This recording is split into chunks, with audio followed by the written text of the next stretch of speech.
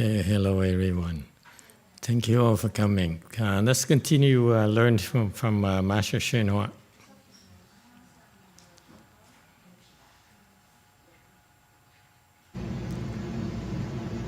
为什么说人要不孝顺父母，是你不入的禽兽？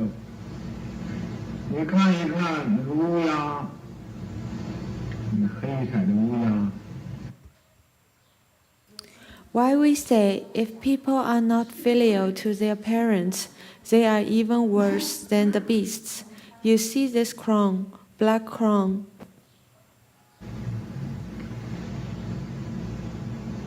那小乌鸦生出来的时候要反哺，喂那个老乌鸦。 When this little crow was born, it feed the mother in return. It feed the old crow. 因为这个老乌鸦生那个小乌鸦，生完了之后啊，那个老乌鸦就不会飞了。 Because this old crow gave birth to the little crow, afterwards it cannot fly anymore. 所以那个小乌鸦就来给它找这个吃的东西，回来喂这个老乌鸦，这叫乌鸦反哺。 This little crow will look for food for her and come back to feed this old crow. This is called crow reverse feed the mother. 羊羔喂乳，那个羊羔啊，吃奶的时候，它把那个前腿跪着那个叫吃奶。 Lamb kneel to drink breast milk. The lamb, when it drinks milk, it will kneel its front legs there to drink the milk. 所以乌鸦是孝顺的鸟，羊羔子啊，这是一种孝顺的兽。以这个飞禽和走兽，他们都知道啊，报父母的恩。 So, crows are filial birds, lambs are filial animals. So, birds and beasts all know to repay a debt of gratitude to their parents. 人要不报父母的恩，是不是连那个禽兽都不入呢？ Then, if people don't repay a debt of gratitude to their parents, aren't they even worse than the beasts?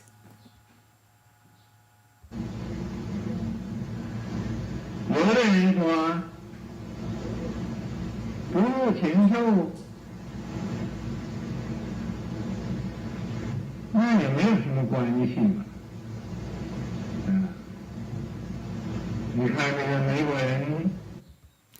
Some people say it is okay to be worse than the beasts. Ah, you see the Americans. 前几天那个报纸上公开的那个人就愿意做禽兽，有的人愿意做这个禽兽啊。 A few days ago, the newspaper published that people are willing to be birds and beasts. Some are willing to be this bird or beast. 有的人又愿意做这个鹿啊，有的人又愿意做这个大笨象啊，有的人要做这个飞禽啊，种种的。 Some are willing to be this deer. Some are willing to be this big silly elephant. Some want to be a bird, a sworded. 这也都是人，他们都愿意做那种。这不是他们愿意做，根本他就是那个。 This is also people that are willing to be those. But this is not that they're willing to be. They are fundamentally that beast. 他本来就是那个，所以现在做人呢，这做人是什么意思？还是 Ah, He was that beast originally, so now he became human, but find it meaningless to be human.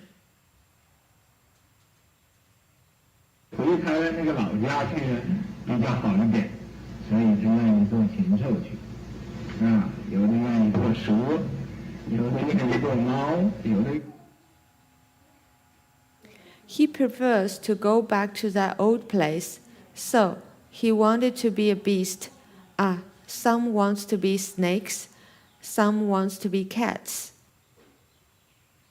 愿意做狗，就因为他方才从那条路上来的。Some want to be dogs. That is because he just came from that road. 来到这地方做人呢，他想是做人很麻烦的，还不如回去做禽。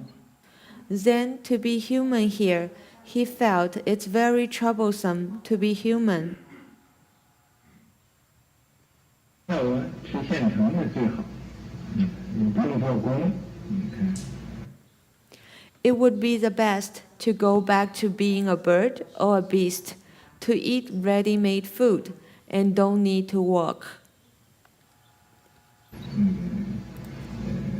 鹿啊、蛇啊，吃现成的老鼠、猫。You see that deer, snake, pigeon, they eat ready-made food, this mouse and cat. 虽然是这么样说呀，但是做人呢，还是比做禽兽好得多。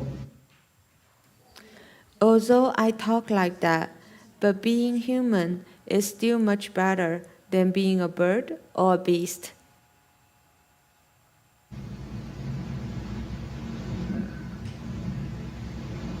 因为人呢是有智慧的，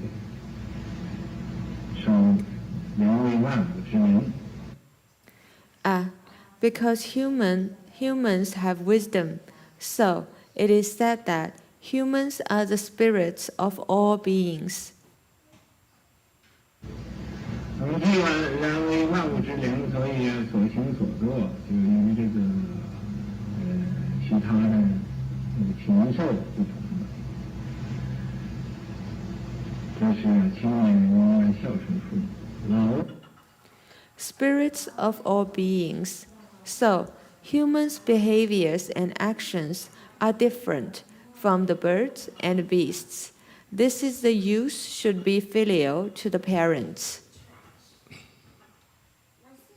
人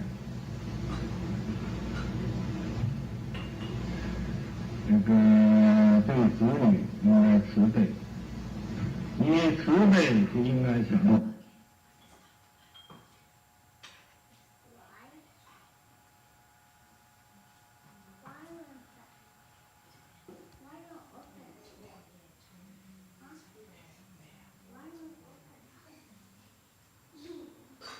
The elderly should be kind and compassionate towards the children. Okay, so the Master talked about the fact that we carry habit energies from prior lives. So in the prior lives, we were like in the animal realm. Then now we make it to the human realm. That's a natural ascension.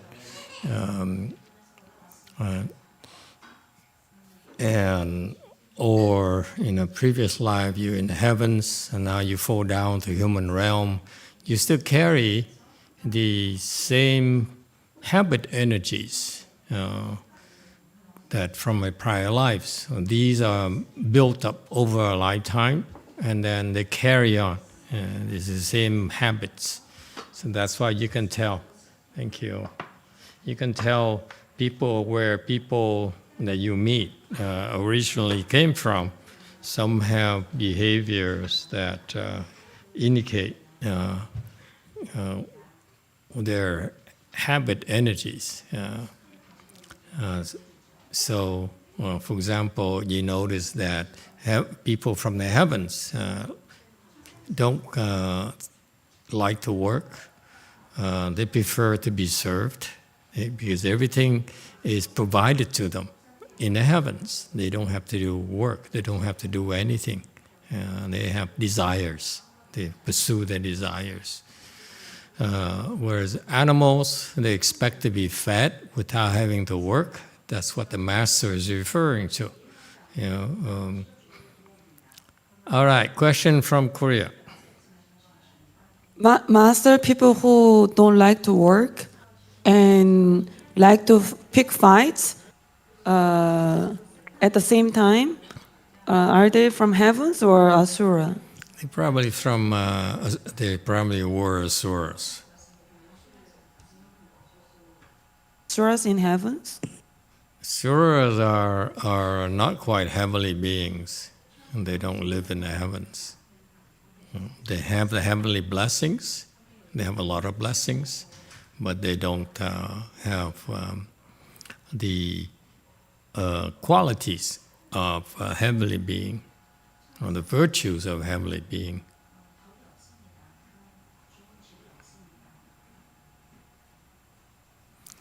All right, anyone else? Okay, so you have these habit energies, so sometimes it's fun to watch it in people.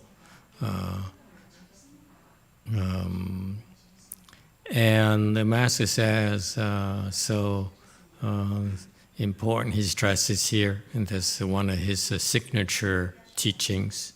Human beings have to be filial to their elderly, to their parents. And parents, the elderly need to be kind and compassionate towards the younger generation. Okay, it's not just compassion, they need to be kind. Compassionate doesn't mean anything to most Westerners. And it's never compassion by itself. It's kindness and compassion. All right, that's the teaching. Continue.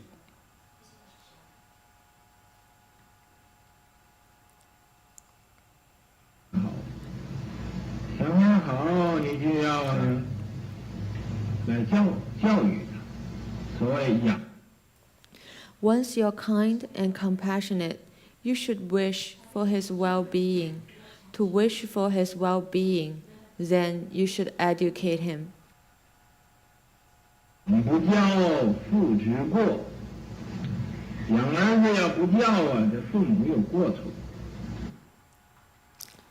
It is said that to raise a child without teaching him is the father's fault. If you raise a son without teaching him, the parents are at fault. 是由他自己去发展去，它就像那个树啊一样，那树你种上，你就不管它了。You let him develop on his own, just like that tree. You planted this tree, and then you let it be. 它生出来左一个叉右一个叉，叉的横度，它就不能呢做这个有大的用途这一棵树。It would grow one branch to the left and one branch to the right, many branches. Then it can't be of great use, this tree. 你必须要经过这个，它一出来的时候，把它枝枝杈杈这个削去，它做很低的。You must go through this. Once the branches grow, you need to chop them all off. Then it will be very straight. 可以做什么大的楼房啊，都可以用的。这是一个栋梁之材，可以有栋梁之材。如果你不修了。 In the future, it can be used for building big buildings. It can be used. This is material for ridge beam. This is material for rich being.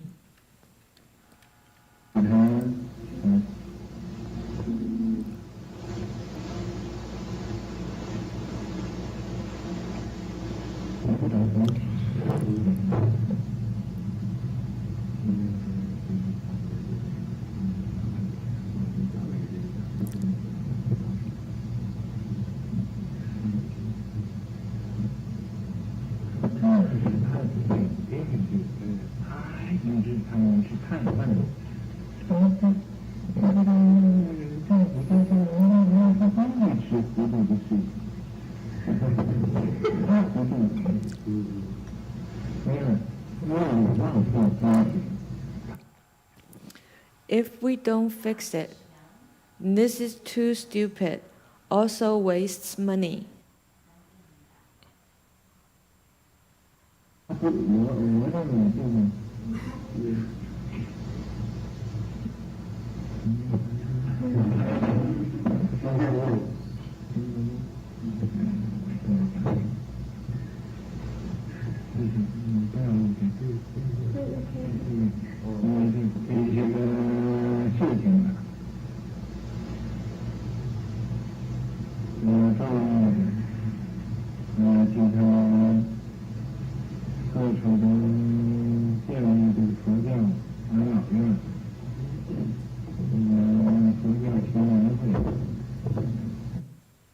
Then these matters, I heard that everywhere is establishing this Buddhist elderly home and that Buddhist young people association.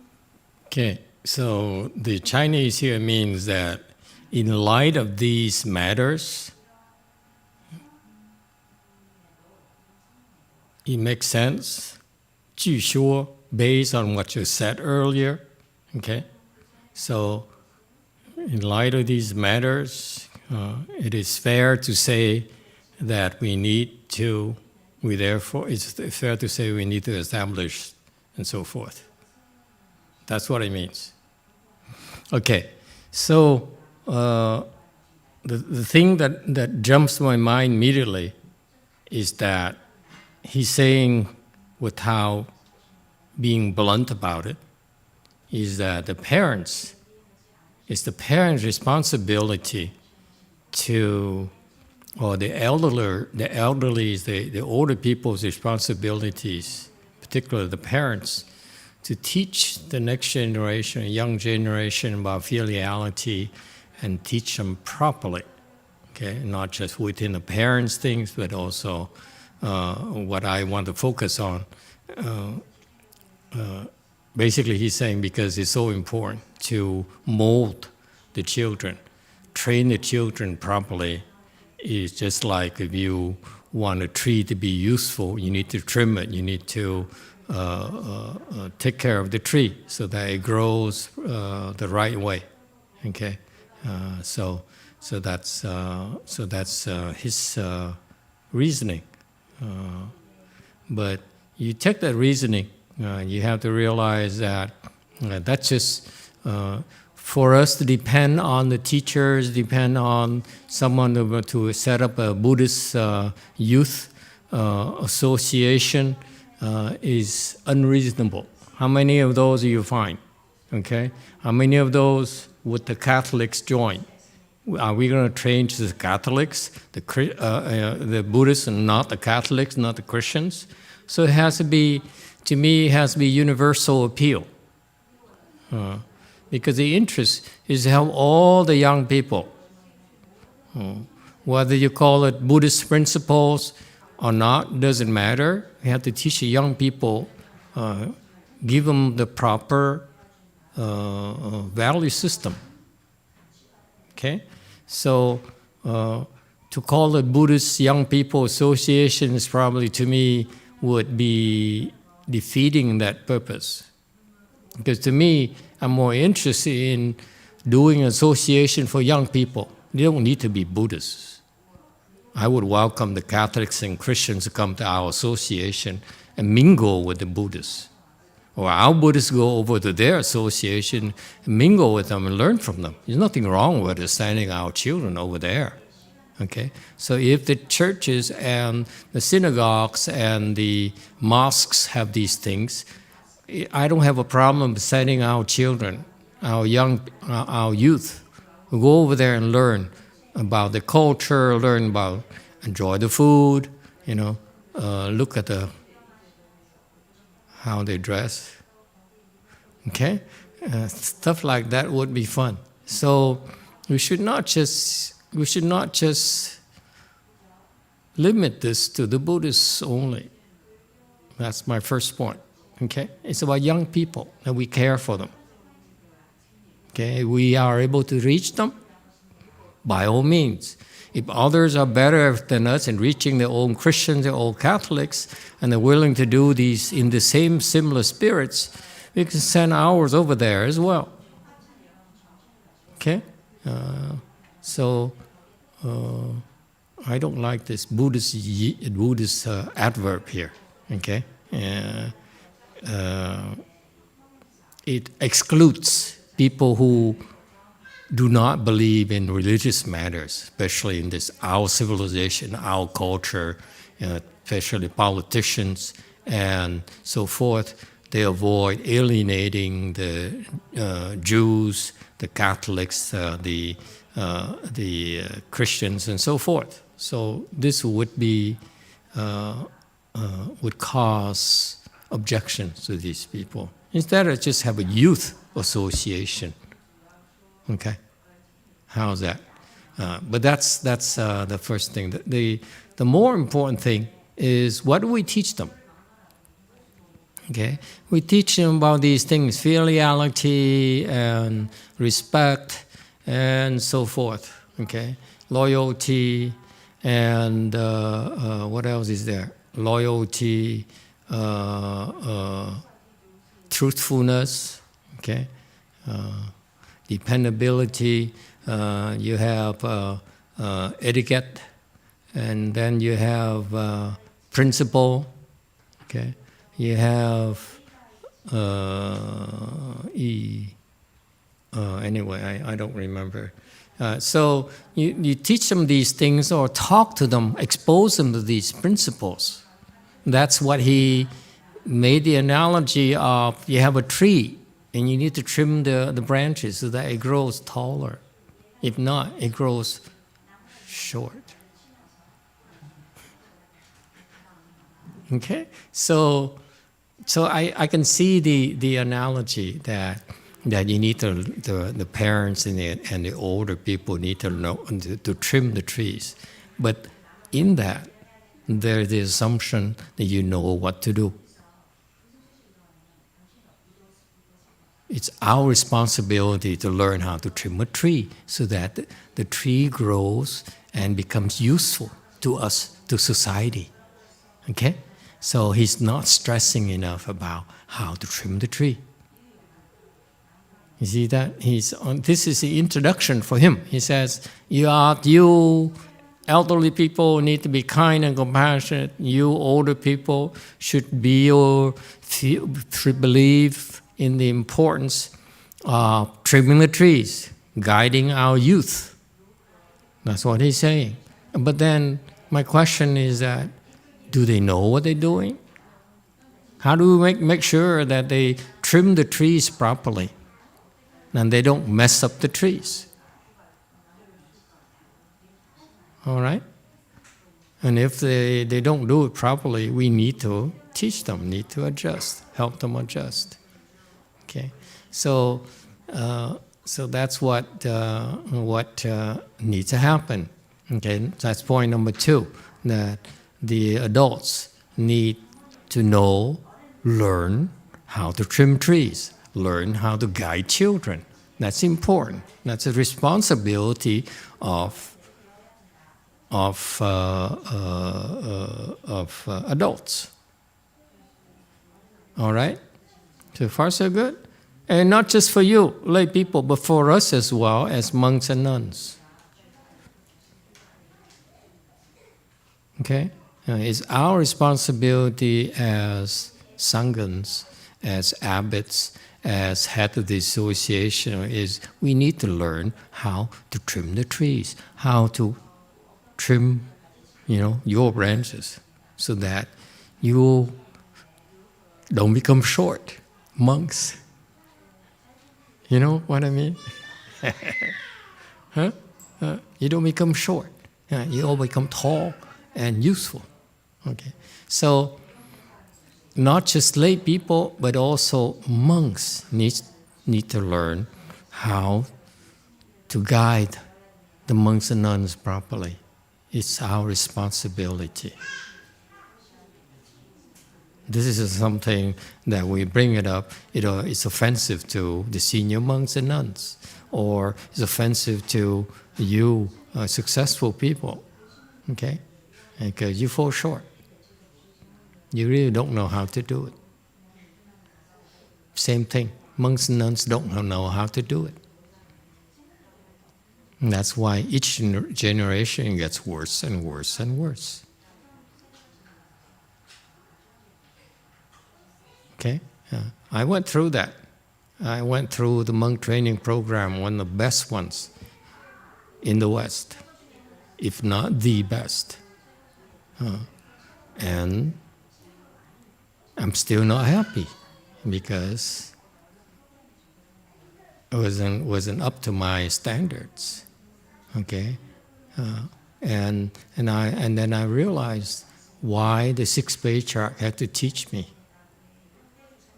because he taught me how to trim the trees. Now, one lesson right there. Okay, so that's why, and with that, it forces me not to be able to retire, because I can't see people. I don't see people, monks and nuns, knowing how to trim trees. That's a big problem. And we want Mahayana to prosper. Okay, we need to trim you properly. Okay. If you don't, like what happened to me, I spent 4.5 years not getting trimmed properly. And for a person like me, it's not acceptable. Yes, Korea.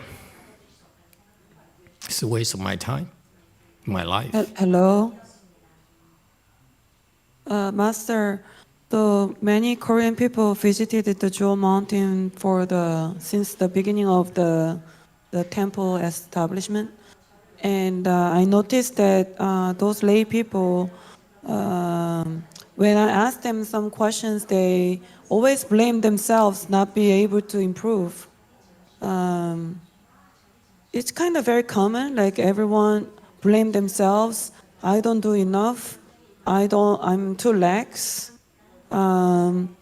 Somehow they are trained by those monks and nuns to blame themselves, not be able to improve or solve their problems. So, can we discuss about this? Certainly. It's not just the monks and nuns. Also, the Korean culture seems to me that part of your humility value system, value of being humble, is you blame yourself instead of blaming others for your failure. Am I correct? Lily, is that true? Wake up. Huh? Is that true? It's a cultural thing that you blame yourself. You don't blame your husband. I noticed that. This lady, every time she has a problem, she says, oh, it's my fault, it's my fault. My husband is perfect.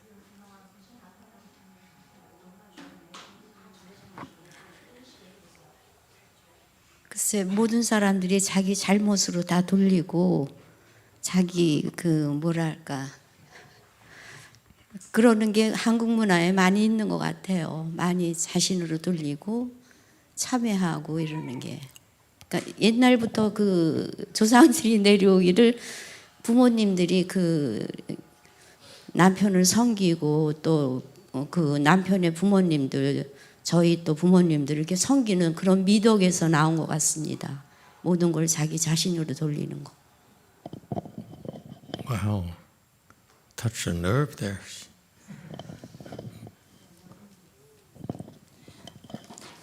Yes, Master. It happens a lot in Korean culture.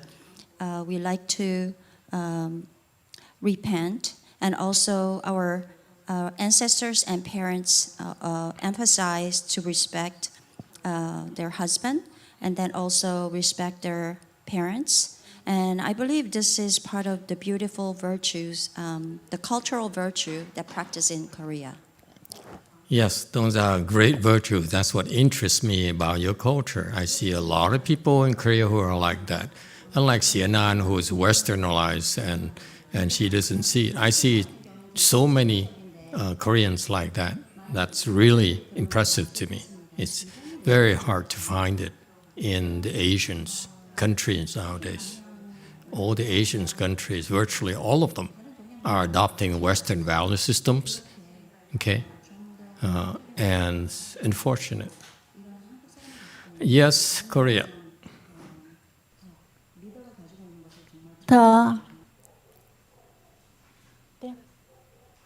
저는 이 불자가 되기 전에는 다음 생에 태어나면은 새가 되고 싶었습니다. 어디론자 시간이 없어서 너무 다니지를 못하니까 꽃이 피어도 꽃 구경도 못하고 맨날 가게에만 박혀 있으니까 나 죽으면 다음 생에는 새가 되어서 훨훨 가고 싶은데 가야 되겠다 이런 생각을 하고 살았습니다. 그리고 불자가 된 다음에는 아주 부잣집에 태어나서 부처님한테 공양을 많이 올리는 그런 불자가 되고 싶었습니다. 그리고 그 다음에는 또 정토 법문을 알고부터는 이제는 정토에 가야 되겠다 이 발언을 하고 여태 살았는데 뭐 다행히도 영화 마스터를 만나 뵙고 이래 정토 공부를 하게 돼서 다음 생에는 꼭 정토에 가려고 공부합니다. Jian, translate your body. 현은 스님이 okay, that's okay.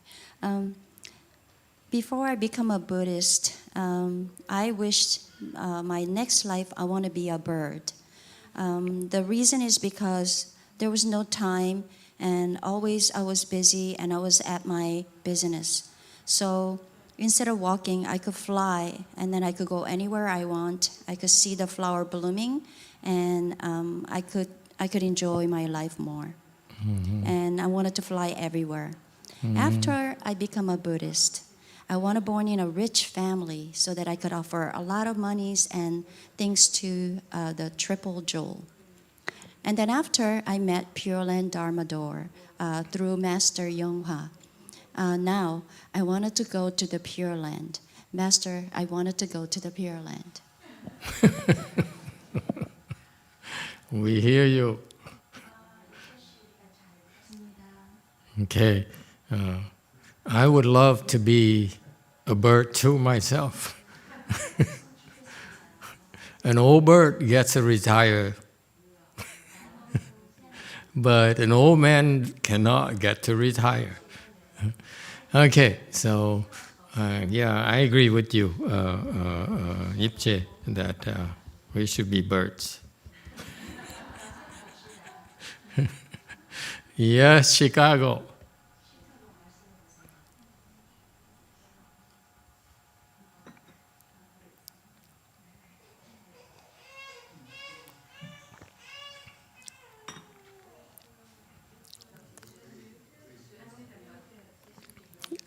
Green. A Di Đà Phật. Dạ thưa thầy, con nghĩ là khi mà dạy con cái ở nhà đó thì lẽ dĩ nhiên là nó khó khăn hơn những cái gì mình dạy theo cái phong tục của người Việt Nam. Nhưng mà khi đến nó bị ảnh hưởng của mấy đứa chung quanh, lẽ dĩ nhiên nó muốn những cái tự do của the same, những cái bạn bè của nó, thì như vậy làm sao mà nó không bị ảnh hưởng được hả thầy? A Di Đà Phật.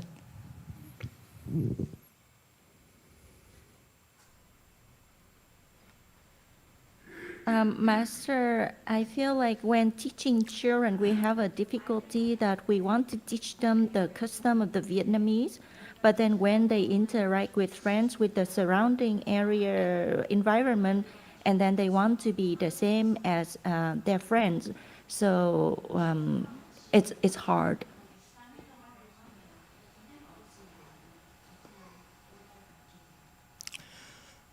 Well, let me answer the question from the opposite side of it. Okay. She's interested in her side, and you can make the similar deduction. It's just like we Buddhists. We have our standards, and therefore, not everyone can become Buddhist. Some Catholics I have in mind cannot become Buddhists because they don't have enough blessings to be Buddhists. So in other words, because I don't want you to misunderstand this, in other words, if you're worried about your children being under the influence of bad people, then of course the most obvious thing is try to warn them, try to keep them away from those people. Keep an eye on who their friends are, and discreetly keep an eye on them, and see whether they're learning the bad things, picking up the bad habits and so forth. And at the same time, talk to them. Keep on talking to them to make sure they understand the pitfalls, the dangers of the things to avoid doing, and so forth. And maybe cut off friendship with these people. Okay, so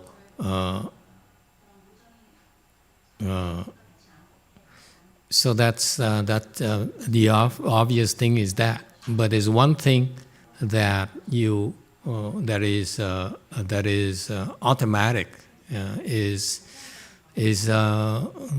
I feel very strongly about this, is because if they have the blessings, okay, then they're very hard to corrupt them.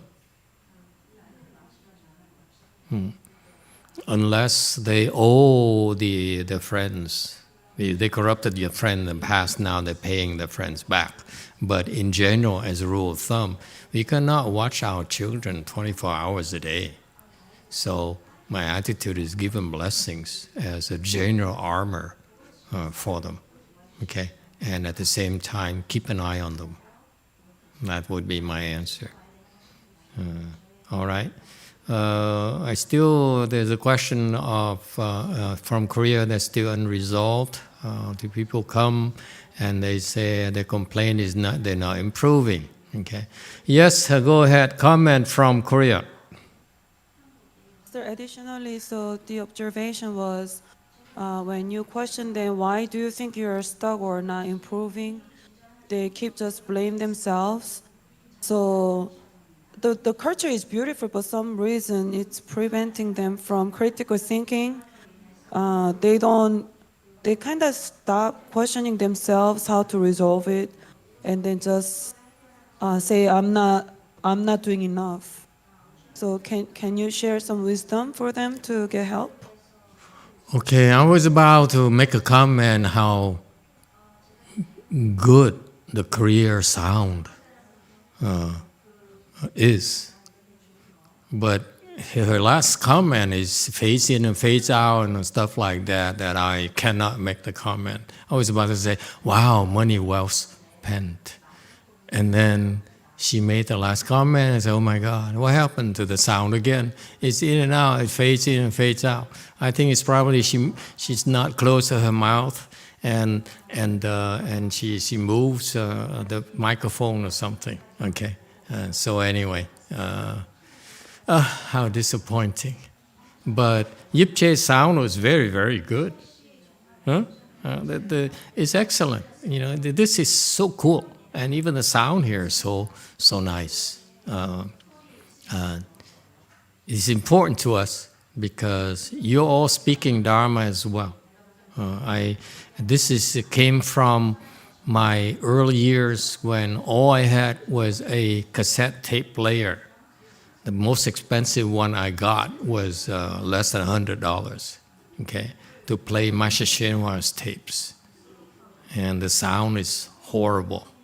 I missed about 40% of the sound because the recording is so bad, and the machine is so bad, and the speakers are so bad as well. So as I listen again to these similar tapes, I'm picking up a lot of things, and also, of course, with the better Chinese translation into English. So, but anyway, so I had that bad experience because it's a hindrance to people's learning. So I never hesitated to spend money on the proper audio, video, visual equipment. So that, and now we get to the point where you're all speaking Dharma, you're all helping speak Dharma because you have yourself, your perspectives, the contributing. What is really is from a Korean perspective, or Korea and so forth. It's fascinating. Okay, it's very, very good. Let's go to YouTube before we try to answer the question from Korea. Sir Gluck asks, Master, how can kids get blessing? How can kids get blessings? Have them join Master Shenhua's Buddhist Youth Association. Part of that association is designed, he doesn't say it, but it's designed to help you plant blessings with Buddhism. Okay, that's what they do. It's a very, very good thing. That needs to be pointed out. You send your children, your nephews and nieces to these Buddhist Youth Association that they have there. They're planting a lot of good seeds, they're generating a lot of blessings themselves. Okay, so it's a good thing. Of course, that's the part where you get blessings from doing. You do it yourself, bowing to the Buddhas. So the kids learn how to bow to Buddhas, chant the Buddhas, praises, recite mantras, and so forth. Eat vegetarian, learn about respect, learn about filiality. All those are good things that will generate a lot of blessing for themselves. And of course, also you as parents can give them blessings yourself. Okay, so the blessing you generate, you can give them to your own children. You buy blessings for them, in other words. Or you generate blessings yourself and give it to your children. I said, for the blessings I've generated, okay, I'd like my children to receive them. Yes, sir. White. Thank you, Master. Are there certain blessings that you shouldn't give to people who are too young? Such as, I imagine somebody telling me when I'm 6 years old that I have no self. I don't know how I would take it. Not necessarily. You don't want to give the youngsters things that are not good for them. But if you give them things like this, Buddhist blessings and blessings on virtues, on the good blessings, the blessings that will help them grow properly, receive instructions to grow properly. For example, for you, for them to go and be able to meet with someone who can instruct them how to trim the trees, who can trim the trees for them. It takes blessings. It doesn't happen by default. Okay? So that's why you have given, if you give them that endowment, then they will encounter the good influence, the good friends, the good teachers, and so forth. Okay? So that's how it happens. But in Buddhism, when we talk about these things, that it's implied that we have the means to do those things. Okay? Buddhism is about pointing out what's desirable, what's good. Like in Korea, we go to Korea and we say, you need to improve. And the Koreans say, my God, all these years I've been coming to the temple, I hardly improve at all. If I were there, I say, me neither. That's my early years. I will hardly improve at all. It bothered the heck out of me. Okay? I found it's disappointing because it's a waste of my life. It's a waste of my time. Doesn't Buddhism say that time is of the essence? We don't have a lot of time to waste. Time you waste is lost forever. You can't regain it. Okay? So that's why in Buddhism, what's disappointing to me, people talk about it, but they don't know how to do it. Okay? So the one thing about what I'm proud of in our side is that what I learned from my master is that when we bring our problem, you suffering, okay? If you believe you believe us, of course, then we have a solutions for it. Okay? We don't just bring you the bad news and let you grope with it. And that's the difference between my master and the other teachers I notice. So, because his teachings, that what stands outstanding about his teachings is that he brings out these problems that you need to teach people about filiality, about you need to be a good person. So they have these things. He helps his students become those things, achieve those goals, not just talk. Okay? His is what I call a talkie Mahayana. And after he left, I mean, he's a walking Mahayana, meaning he can bring you there. Okay? He teach you how to get there, and guide you how to get there. After he left, what disappointing to me is it becomes a walking Mahayana, meaning people only talk. Life is suffering. You should know it. And my attitude is, go on. What do I do about it? Don't tell me, don't give me just the bad news. It makes me more depressed, that's all. Don't tell me I have no ego, I'm too egotistical. Please tell me, I believe you. Please tell me how to get rid of my ego. Don't tell me I need to improve my samadhi. Show me how.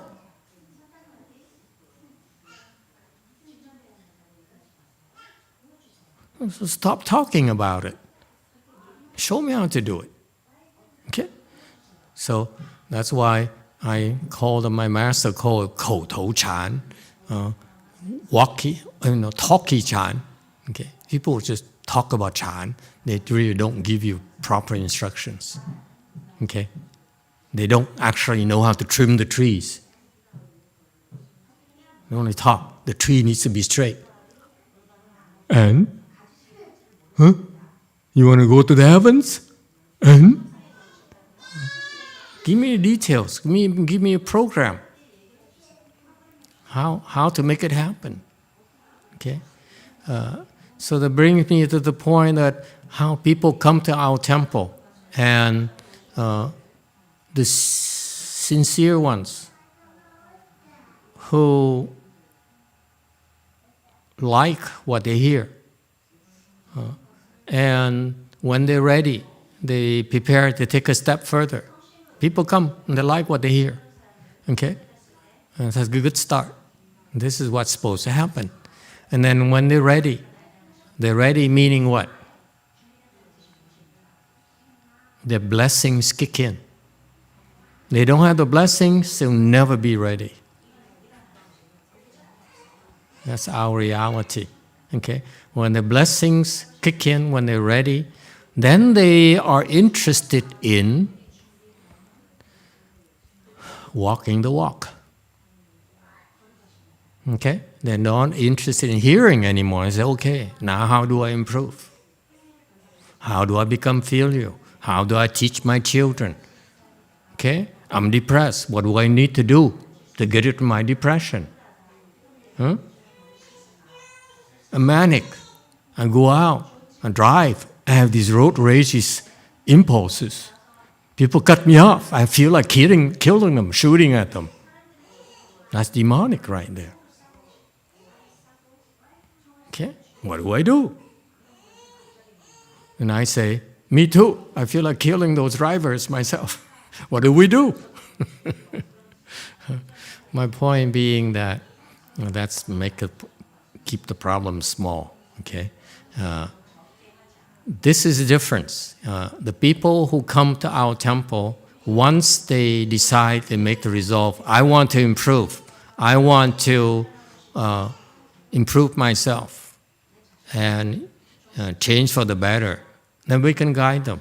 In particular, in Korea, when people come to the temple and they say, I want to improve, okay?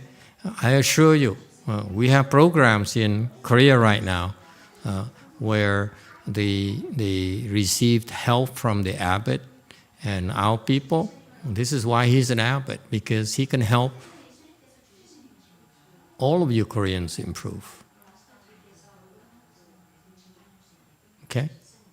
That's too easy for us.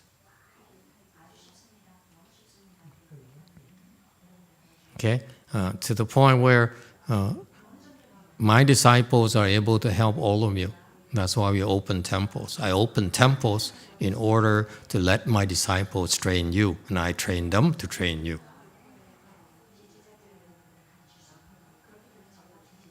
Okay, so if people are really sincere about improving, they can, and they will be guided on how to improve. I'm glad to see that no matter how old you are, how mature you are, you still want to improve. Now teach. You don't want to improve, I ignore you. The fun in life is to improve and discover the wonders of life. Life becomes more interesting when you improve. Life becomes so much more meaningful when you improve, when you become a better person and get the most out, a lot more out of life than your limited mind enables you.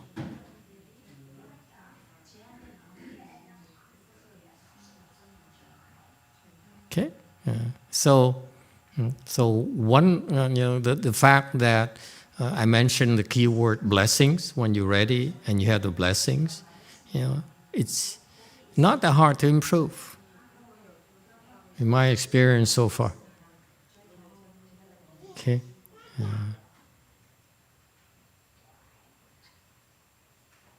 but you have to want it, and you have and the price.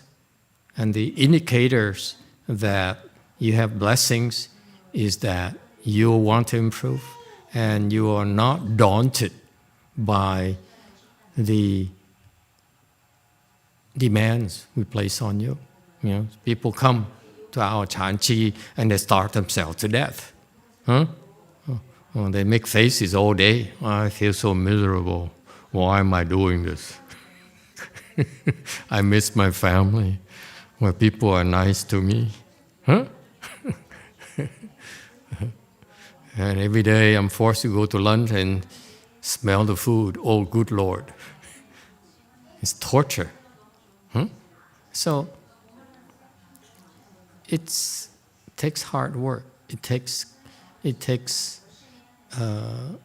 efforts. It toughens you up. And one of the immediate advantages is that you're not as affected by the difficulties and challenges in your life, whether it's at home or whether it's at work. You find yourself so much more resilient, so much more stamina, have so many more insights on how to deal with your challenges and your difficulties. And that's part of trimming the trees. And that's our jobs. Okay? Quietly. That's what we do. This is what you, Sanghas, are destined to do. That's my standard. Your third generation will be better trained than my generation. Because that's what I want to do. That prevents me from retiring right now. I'm not happy about it. because you should go learn and improve a lot quicker than this. The 6th Patriarch only gave me one lesson. I've been beating into your head and your ear, beating up on you for many years. You still don't get it. I need more kimchi.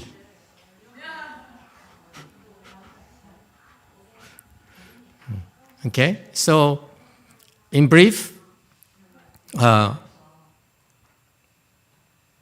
believe, I know that for these people who come to Jewel Mountain Temple and they wish to improve, they follow Master Z's programs. He helped people improve in San Jose already. I sent him in San Jose to erect a way place in San Jose. And he worked very hard to do that. And at the same time, when we were able to cultivate, he helped the people there improve. I saw that. So that's why I sent him to Korea to do the same thing, to help you improve, because he knows how. Right, Master Z? He said, oh, Master, what am I supposed to do? Okay.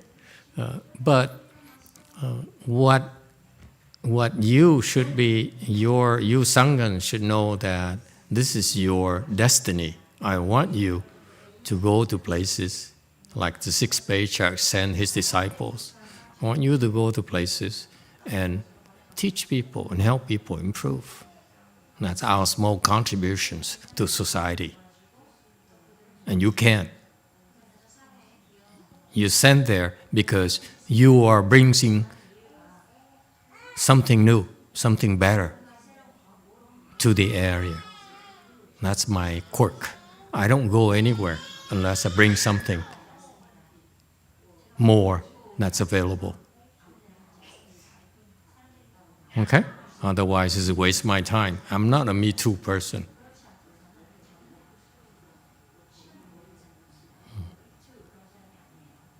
Does it help, Korea? Go ahead, Korea. Yes, Master. I would like to say something. Go ahead, say something. I'm not sure what I did, See? but what I felt from the time I was at Gold Forest and Jewel Mountain Temple is that when I look at our lay people come to the temple, I feel their sincerity and their hard work. So I just warm up my heart too. So I to see that I tell myself I need to work harder. That's what all I experience. Yeah, and then keep on doing the same thing as you did at before, and then you see, lo and behold, your people will improve. Thank you, Master. Okay, they're improving. There are 2 levels. The improvement comes because of the system we put you in at Gold Forest, at Jewel Mountain, so that people will improve naturally. Okay, it's the environment and the system, the procedures. Okay, right there. But at the Sanghan level, it's about me training you. It's different. Okay. It's 2 kinds of trainings. The training you have there, the training that people who normally come to the temple follow our programs and sit with us, meditate with us. And, like, give an example. There's a woman who wears sunshades at Gold Forest right now. Okay? That cool lady right there. Okay? She used to come to our temple and say, I like this, I like that. I'm not gonna, I'm gonna do it the way I feel is appropriate for me. And because of that, her progress is very, very slow and sporadic. Whereas about last year, about 6-7 months ago, she started saying, this is my temple, this is my master, this is it. I'm gonna follow and do what he tells me to do. And guess what? She progressed by leaps and bounds. Right there. I wasn't even there. It's about Master Z and Master C and Mistress. What's Mistress? Mrs. L. You see? It's a system right there. If you go in that environment, you will improve. Okay? If you follow the schedule and what we ask of you, will improve. But that's what I mean by the system. You know, there is a culture. There's a system where in place for you, a third generation, are put in position to contribute that way, and then as you contribute, you monks and nuns contribute. You have more blessings. Then you'll be ready for me to eventually give you everything I have, because right now I give it to you, you can't take it, you waste it. Yes, Q&A. A Di Đà Phật. Dạ thưa thầy, con xin phép được trình bày vài cái ý kiến của con về thầy Hiền Chỉ. Thầy ở đây được mọi người rất là kính mến, là bởi vì thứ nhất người ta thấy ở thầy có cái tánh khiêm nhường, biết là thầy rất là giỏi. Thầy đã tu nhiều năm trước, khi mà thầy trở lại xuất gia với thầy thì đã tu nhiều rồi, nhưng mà thầy rất là khiêm tốn. Okay, stop. Translation. Master, I would like to have a few comments about Master Z. So when Master Z hear all of us in Go Forest, we love and respect him because number one, he is very humble. We know that he is an excellent person. He has been cultivated before he came to our temple, but he's very humble. Thầy, chúng con biết là thầy có cái căn bản rất là tốt, nhưng mà lúc nào thầy cũng sẵn sàng nghe cái sự góp ý của những người coi như là kém hơn thầy.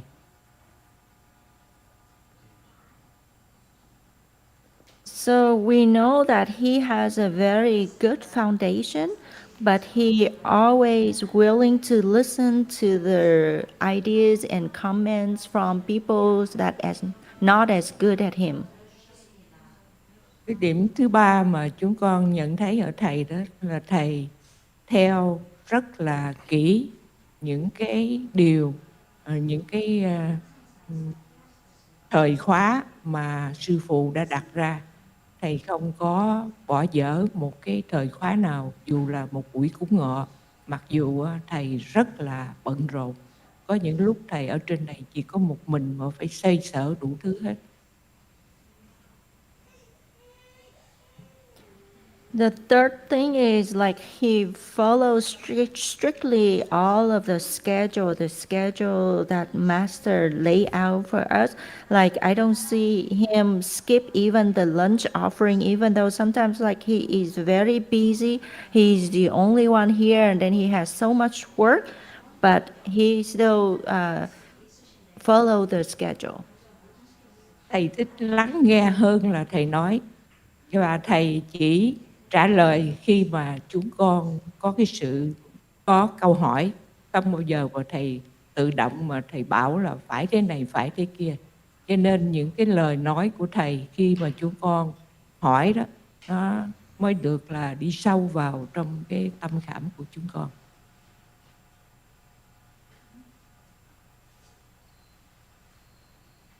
He preferred to listen than talk. And he only answered the question whenever we ask him. So he never go ahead and tell us like, you have to do this, you have to do that. So that's why whenever we ask him and he gave us answer and instruction, we listen to him and then it penetrates deep down into our mind. Bao giờ thầy nói rồi đây ngồi đây để mà tôi giảng dạy cái này hay là tôi thuyết pháp cho nghe, thầy rất là im lặng. He never tell us, come over here, let me teach you this, let me lecture this one to you. So he always keeps silent. Và một cái điểm nữa mà chúng con á, làm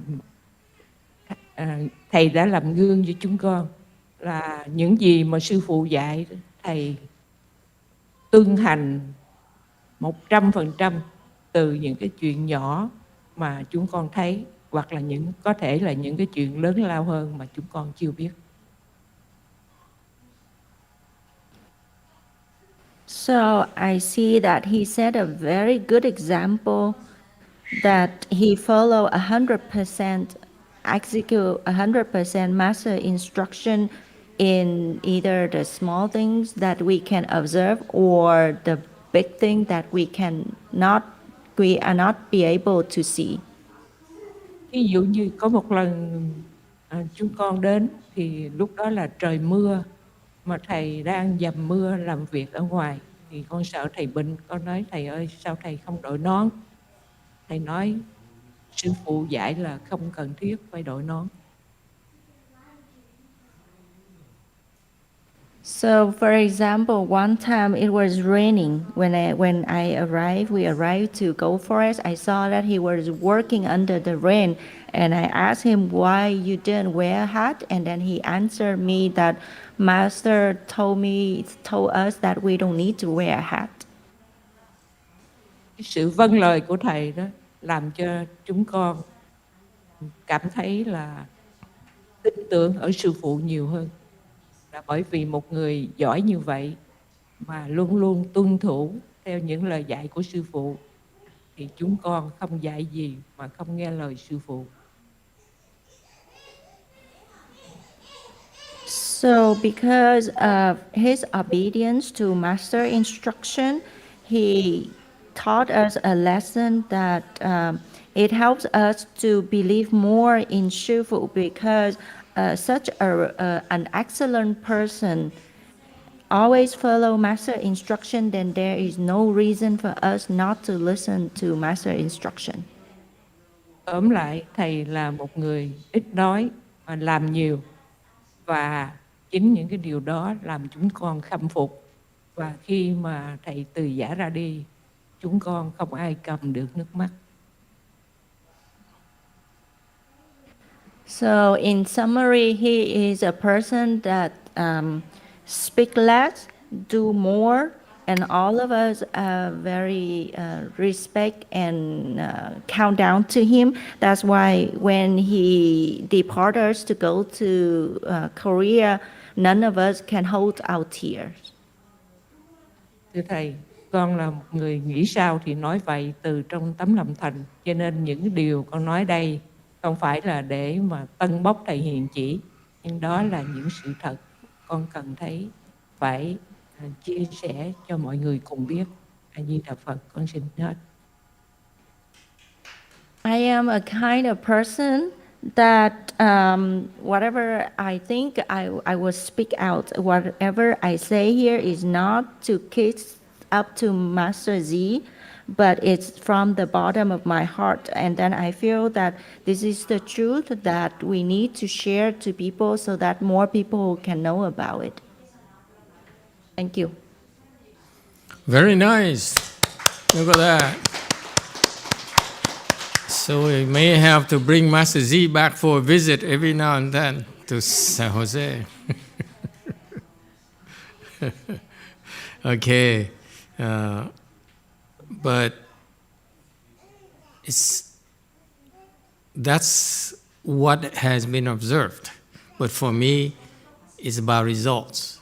I saw on how the San Jose people improve under him, cultivating with him. That's what the bottom line is with me. Are they improving or not? Okay, and they did. So that's why I felt comfortable that Even at that time already, I knew that he would come up north.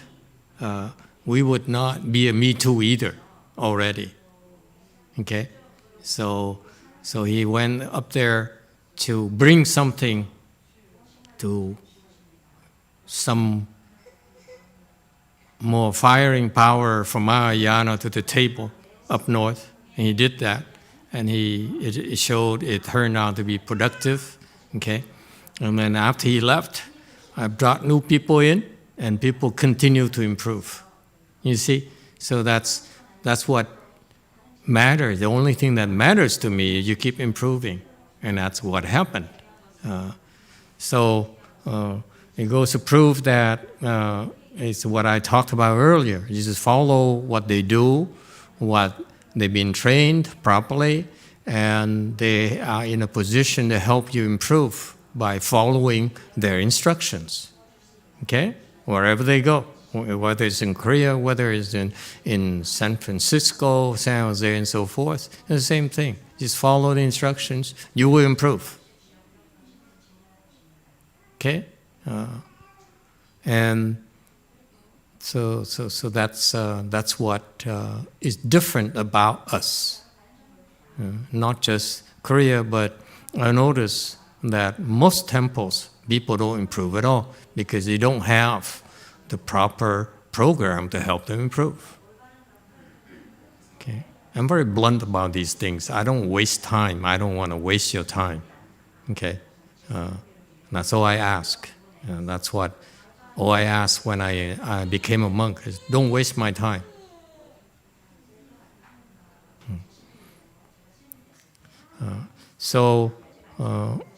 But that's why we will not open a way place unless we have the manpower to help you improve. Wherever we go, we open our doors. You come to our temples. You stay there. You will improve. That's my standard.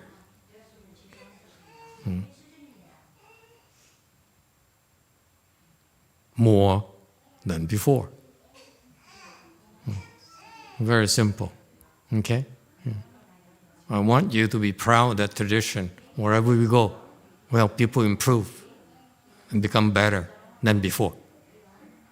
And if you any good, you Sangha is any good, I want you to help them to ascend to higher levels than the teachers.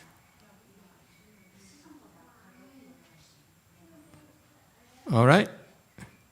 Questions, comments? Comment from Korea. 저기요, 보산사 얘기를 좀 드리겠습니다.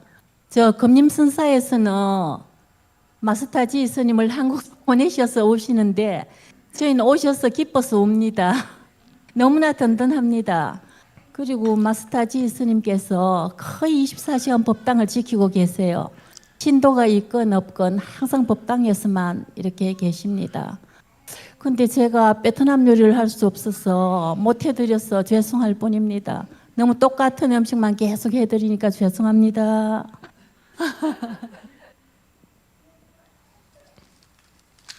인도들이 왔다 가면 앉는 게 되게 수월해졌다고 그럽니다. 다리가 덜 아프고 오래 앉을 수 있고 갈 땐 아주 좋아합니다.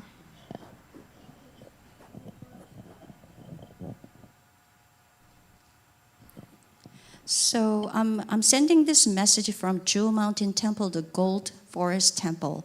I know you guys cried when you let Master Z go, but you know what? When Master Z arrived in Korea, Jewel Mountain Temple, we cried too with the happiness. And now so much competition. So I want to talk about Master Z.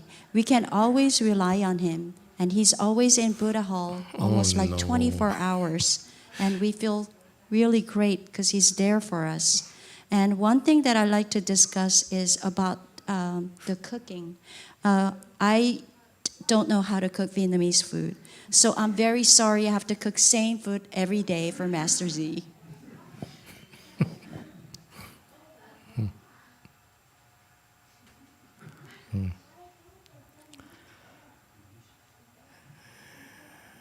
Yeah, he puts a lot of pressure on me too. Like I forgot to tell him when it rains, wear a hat.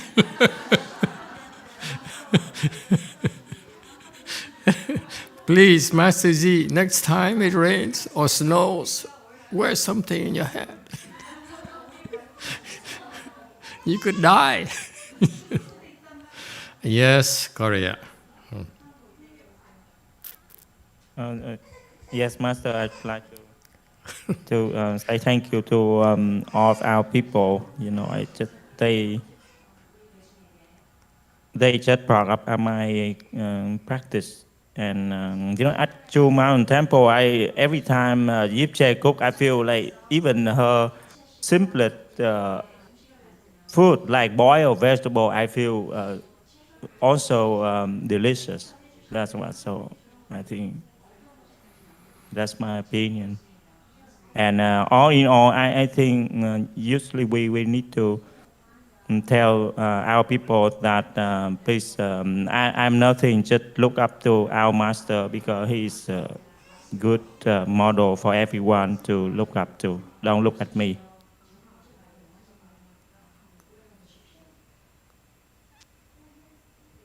Yes.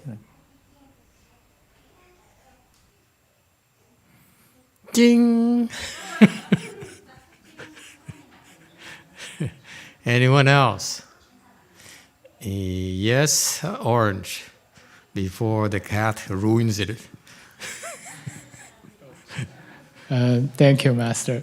Yes. I don't know what is the six patriarchs teaching that you have been repeating, but one thing that resonated with me is that you taught us to pay less attention to right and wrong, to discriminate less. So I've been practicing that. But one thing I start to observe is that my role in conversations become more passive because I no longer kind of discriminate, differentiate right and wrong, and I have less intention to correct others when they say something that I feel is not right. So I become less kind of active in conversations, although I'm still following the conversations. I can feel I'm calmer, but I'm also like feeling more passive. So my question is, can you teach me, like, is there some circumstances where I can provide some value? I can do something to help. So does that make sense? Like to help what? To do more than just sitting there and then passively kind of listening to people discussing and talking. It's just common sense. It depends on what you want to do. The intention for us Buddhists, for our people, is to contribute. We're doing all this in order to contribute. Otherwise, why are we here? Why are we working hard? What for? Okay? I stress more on contribution than rewards. That is, people ask me, how do I get raises and so forth, how do I get recognition and get promotion and so forth. Okay? You can figure it out yourself. I don't need you to do that, to teach you that. Because eventually, my emphasis has always been to contribute. What do we bring to the table for being who we are? That's all that matters to me. Whether you get recognized and rewarded or not, that's secondary. Let me assure you, if you contribute, the reward is right there already in terms of blessings. Ordinary people want to be recognized and rewarded. That means that they feel that when they contribute, they need to be rewarded. And so they're not accruing blessings at all. Whereas us Buddhists, our wisdom part, our Buddhist wisdom is that we contribute, and if people don't recognize it, it's no big deal. It's our blessings anyway. Whether it's recognized or not, we contributed. Okay? We created those added values to our account. If we steal from others, we steal credit from others, then we're losing blessings ourselves. Okay? So that's why we contribute. That's it. We don't worry about rewards. Eventually, the time comes, we'll be rewarded, or when there's a time when it makes sense for you to be promoted, to be rewarded, and so forth. Okay? Because that's part of our increased contribution to the organization. It should happen naturally. You don't have to worry about it. That's my attitude. Okay? So that's why I teach them. That's my monks and nuns. That's what they are taught. We help, we teach you, and we follow the way that our forebears, our ancestors, our patriarchs taught us, what my teachers taught us. That's what we do. We try to live up to those standards. That's it. And whether we get recognized or get more donations, get bigger temples or not, is secondary. Okay? I'm doing my job, looking for more capabilities, more manpower in order that we can contribute more, not for the sake of becoming more famous and making more money and getting more donations. That's not the purpose. The purpose is that we try to contribute more. Way Mountain Temple, we used to be at Lu Mountain Temple, and we grew out of, too many people came, even though I turned away so many people, okay? I only allow certain losers, certain backstabbers near me to come in so that I observe them and learn from these people, so that I can teach my students, I prepare them. When it's their turn, they will find backstabbers, they will find thieves, they will find spies, so they see how I deal with them. Okay? So Lu Mountain Temple, we outgrew Lu Mountain Temple. It took us 2 years. Every single weekend, I drove up and down California. Okay? Went up to San Jose. Okay? Look at the prices. Couldn't afford it. Okay? So quickly gave it up. But I went all the way down San Diego, Chula Vista, and in between from here, and the Hemet and all those areas, Temecula and all those areas. Okay, I've been to so many places. It took me 2 years, and I gave up after 2 years. I said, we have to move away. We cannot afford Rosemead. Rosemead is absurdly expensive, and we don't have enough donations to be able to afford anything. See, I looked for 2 years. I failed and failed and failed and failed every single weekend. Okay? But I had to do my job, that's all. Whether I succeed or not, whether I get recognized or not, doesn't matter. We drove every weekend. I drove that old monk there and the white guy, and we drove. Whoever. Okay, we drove and we looked and we learned. Okay, one of the things I learned is that I will refuse to have a temple anywhere near where they raise horses or cattle. Can you imagine sitting there meditating and you smells good. Okay, it's bad enough we have to smell yipches cooking. We don't need to smell cattle poop. Okay? So those are the things we learn. We go along because no one taught us. No one taught me. Okay, we learn from on the job. It's on the job training. So we do because we're supposed to do. Okay, like right now. I'm looking to the next level. So I'm looking at Santa Barbara, and so forth, because that's what we're supposed to do. Whenever it happens, or if it ever happens, it's irrelevant. I'm supposed to do my job, that's all. Okay? So, if your mindset is to contribute, what you're learning is to stop getting afflicted. You used to get afflicted. You sit there, this guy is speaking nonsense. This guy is grandstanding. That's what I used to do in those company meetings. And you judge people and you dismiss people and you attack people and so forth. Where you sit there and calmly listen to everyone, try to understand where they're coming from, and with the mindset of how can we contribute to this meeting, then you find a way to contribute. But you sit there because you don't want to get afflicted, you don't want to discriminate and so forth. And you forget the key element here is we want to contribute.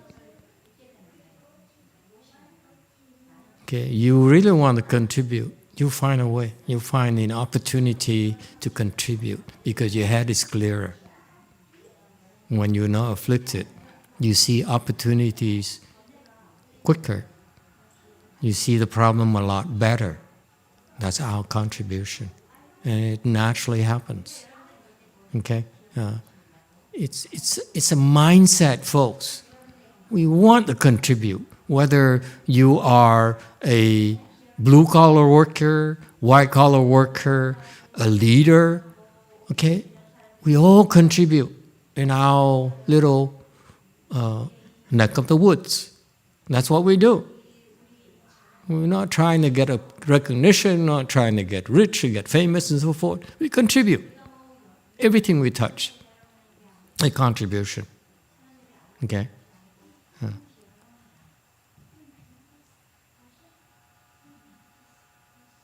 So at the end of the day, what do we have to show for ourselves? Nothing. You know that we tried our best. That's all we have. That's all that matters. Okay? And I tell you this one thing. The Buddhists and Bodhisattvas know that's good enough for me. I don't need you to recognize me as, as a successful monk and so forth, famous monk, so forth. It's absolutely not important to me. I'm trying to tell my students, you have 10,000 mosquitoes admiring an elephant. It doesn't do anything to the elephant. Okay? You're thinking too small. Okay? Contribute. Keep improving and contribute more and more and more and more. And this is our environment. You come to our way places, this is what you learn to do, learn to improve in order to contribute more. So that's our attitude. You see, if one day there will be a person or people out there who buys into this message and they say, wow, I want you to do more for my country. I want you to do more for my county. I want you to do more for my city. I want you to do more for my village. You know what? When that happens, we do the same thing as before. I train the manpower. I send them out there for you to do your jobs. Better than whatever is there already. That's our contribution. See? We do it better, a little bit better, a little bit better every time. Incremental improvements. We're not talking about revolution so that people won't notice it. Okay? So that we don't disrupt the status quo. I'm not here to take jobs away and disciples away from the other temples. No interest. Okay? We're here to help people who want to improve, like we. Okay? Quietly improve. And contribute more and more and more and more. Okay? Let the others get the glamour, the recognition, the glory. It's not what matters to us. All we care about is good kimchi and good company. Okay? Good food. That's all we care about. Speaking of good food. I'm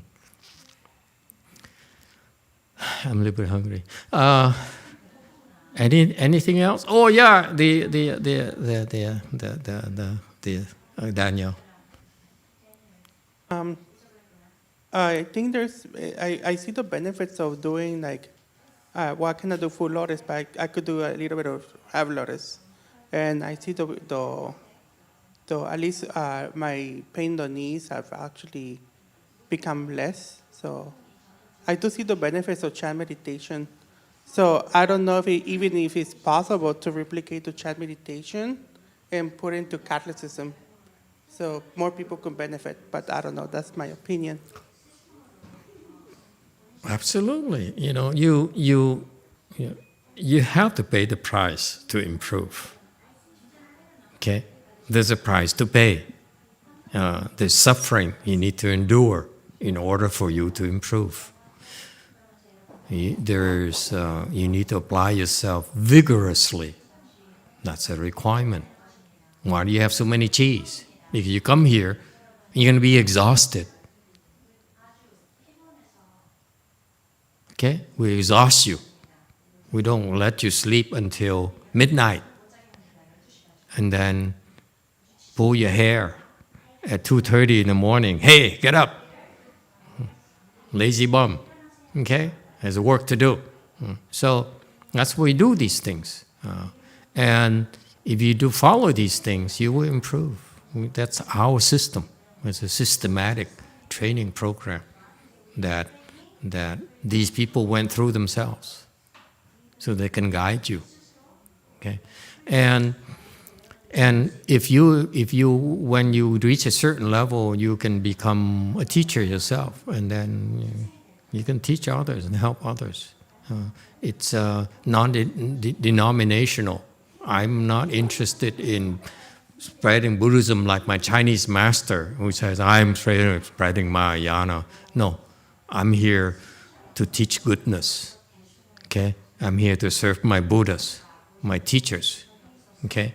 And they didn't ask me to teach, convert people to Buddhism and have a lot of Buddhist disciples. Okay? I feel that my job to do is help train good people to be more productive, more socially conscious, and less greedy. Okay? That if you have these smart people, competent people in the world, and all they can think of is their own benefits, line up the pockets with more money, more power, more recognition. Okay? It's destructive to society. That's the trend of what everyone is looking for, where I came from. Those are our criteria. How much money you make, what is your, how much more power can you gather, okay? How famous you are. It's nothing that important but ourselves. Okay? It's pitiful. These people are very, very unhappy, let me tell you. I know so many of them. They're unhappy because it's all facade. They go home. The wife don't like them. They're alcoholics. My rich brothers are drug addicts. They're cheating the wives. The children don't like them.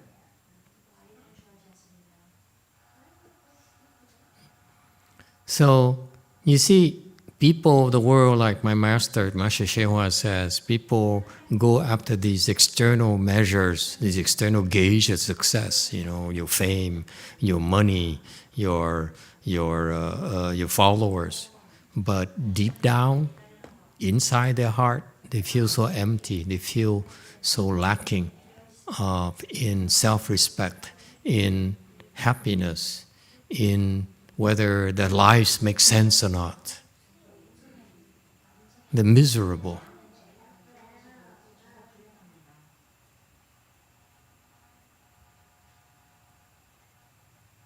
I know so many rich people, they're so miserable.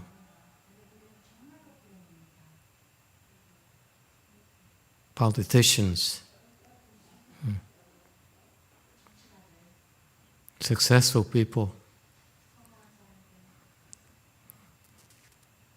so miserable. So that's why I look, is it one want to be like them? You gonna want to be like them?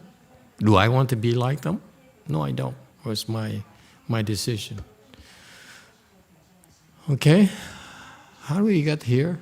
Yes, sir, White. Thank you, Master. One challenge I've come across, and I'm asking this because Chanchi is about to come to an end, is when I meditate at home, I think it's because, I'm not with everybody here and also not with the blessings in the temple and near you, that meditation feels so much different. And I'm so much more susceptible to my afflictions. Is there anything that I can do to go ahead and make the experience of meditating at home more like experience of meditating in the temple? It's not possible. In order for us to teach you meditation, we basically take over the area ourselves. So, for example, we may be poor, but this maybe look very ugly and very, very unimpressive, but it's our territory, so that we don't allow troublemakers to come here. Especially the kinds that can hinder your progress are not allowed inside. It's our territory. You're very territorial. Okay, so you don't have that. You don't have that at home. Here we have Lao Wei here. He helps. Okay, he has his job. We have the whole network of people. This is what we do. It's quite extensive of a network. So we have a way place where we have these role players that contribute in their own ways, and so that's why it's not possible at home. That's all you have. You have to come to the temple. The time you have at the temple, so you get for now. Okay, and for most of them, seems to work. Seems to be enough. Okay, otherwise, we can't really help people at all. If you need to be like us, then or you need to thrive only in the temple environment, then it's not very productive. So you have to learn to work both environments. You come here, you learn the things here, and then you go home. You have to learn to deal with the home situations. You have to work. You have to learn to use your skill, apply your skills at work as well. So actually, it's a lot more productive that way. Because when they hear, my monks and nuns, they don't get the exposure. So that's why I send people out and colonize new areas so that they get exposed themselves. I cannot shelter them and shield them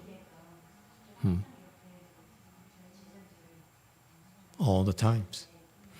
Okay, it's 9 o'clock, so we stop here tonight unless you have any other questions. Very good. We stop here, and thank you all for coming. Thank you all for participating.